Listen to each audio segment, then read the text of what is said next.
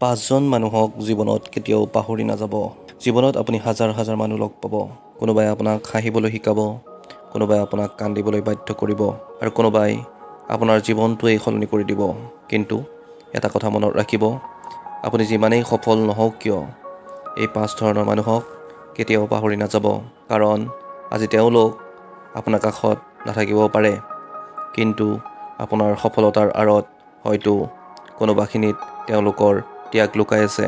প্ৰথম, যিজনে আপোনাক একো নথকাৰ সময়ত বিশ্বাস কৰিছিল। যেতিয়া আপোনাৰ হাতত টকা নাছিল, যেতিয়া আপোনাৰ নাম কোনেও নাজানিছিল, যেতিয়া আপুনি নিজেই নিজৰ ওপৰত সন্দেহ কৰিছিল, তেতিয়া কোনোবাই হয়তো আপোনাক কৈছিল, তুমি পাৰিবা, এবাৰ চেষ্টা কৰি চোৱা।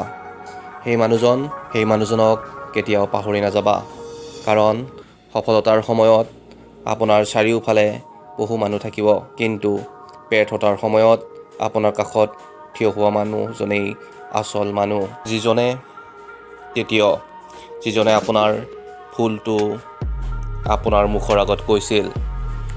এই মানুহজনক হয়তো আপুনি সেই সময়ত ভাল পোৱা নাছিল। তেওঁ আপোনাক সমালোচনা কৰিছিল, আপোনাৰ ভুল দেখুৱাই দিছিল, কেতিয়াবা কঠোৰ কথাও কৈছিল আৰু আপুনি ভাবিছিল এই মানুহজনে মোক ভালেই নাপায়। কিন্তু সময়ৰ সৈতে বুজিব, যিজনে আপোনাৰ ভুল দেখিও কেৱল আপোনাক সুখী কৰিবলৈ মিছা প্ৰশংসা কৰা নাছিল, সেইজনেই আপোনাৰ প্ৰকৃত শুভাকাংক্ষী আছিল। মনত ৰাখিব, মিছা প্ৰশংসা কৰা মানুহে আপোনাক কিছু সময়ৰ বাবে সুখী কৰিব পাৰে, কিন্তু সত্য কোৱা মানুহে আপোনাৰ জীৱন সলনি কৰি দিব পাৰে। ৩ নম্বৰ, যিজনে আপোনাৰ বাবে নিজৰ সুখ ত্যাগ কৰিছিল। এই মানুহজন হয়তো আপোনাৰ মা, হয়তো আপোনাৰ দেউতা হ'ব পাৰে, হয়তো কোনো ভাই ভনী হ'ব পাৰে, অথবা আপোনাৰ জীৱনৰ এনে কোনো মানুহ যিয়ে নিজৰ প্ৰয়োজনৰ আগতে আপোনাৰ প্ৰয়োজনক ৰাখিছিল।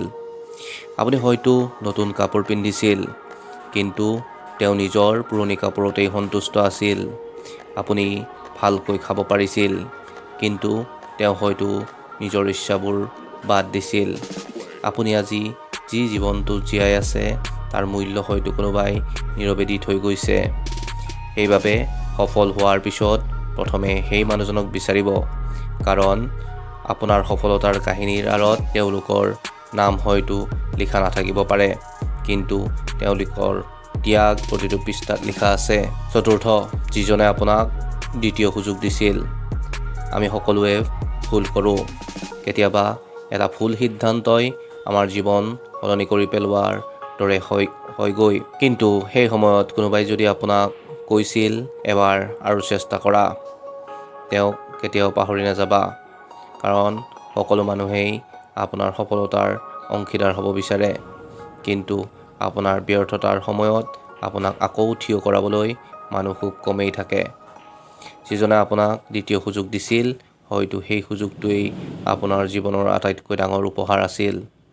আৰু শেষত, যিজন মানুহে আপোনাক আপুনি নিজেই হ'বলৈ শিকাইছিল। জীৱনত বহু মানুহে আপোনাক সলনি কৰিবলৈ চেষ্টা কৰিব।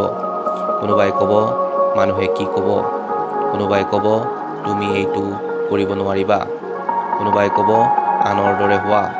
কিন্তু যদি কোনোবাই আপোনাক হাতত হাত থৈ কৈছিল, তুমি যেনেকুৱা তেনেকুৱাই থাকা, কেৱল নিজৰ সৰ্বশ্ৰেষ্ঠ ৰূপটো হ'বলৈ চেষ্টা কৰা, সেই মানুহজনক কেতিয়াও পাহৰি নাযাবা। কাৰণ তেওঁ আপোনাক মানুহৰ ভিৰৰ মাজত নিজৰ পৰিচয় বিচাৰি পাবলৈ শিকাইছিল। এতিয়া অলপ সময়ৰ বাবে চকু দুটা বন্ধ কৰক আৰু আপোনাৰ জীৱনৰ কথা ভাবক।